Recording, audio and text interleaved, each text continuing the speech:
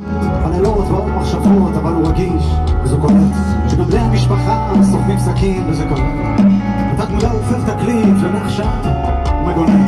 הוא שומר על אחי שהולך וחרד, שומר על אמא שלא תישבר, ועל הבית שלא מתברק, לא לעשות בעיות להצטער. וכבר בגיל 15 השרירים שלו גדלים, הילד הופך לנער בעולם המבוגרים. אז הוא עובר בסבלות ומרצבות, על הקיר יש מדליה מאוד תחרות, אבל בבית ספר מגלים בטעות שוואלה יש לו ראש, אבל מה אם הלב הסדוק ובאיזה כלים מתקנים, ולמה את זה בבית ספר אף פעם לא קורה. עזרתי לחיים ידיי היו מקום, עזרתי כל המדעים בבעיות, אחרי החושך, אחרי התאומות, לא מוכיח אותי למקום שהוא מוביל אותיות, ולכל שנשאתי שאני אחר, שקיבלתי את האור שלי מן ההבדל, שהמלאכים ירדו, השתחוו במונה, ואדם אני סופרמן.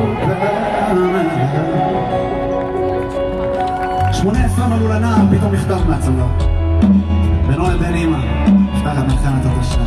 אחרי שנים שהמערכת שותתה את הילד בבית, ידאגו, אבל הוא לא מוותר, הפעם זה סרט אחר, הוא כותב מכתב ועוד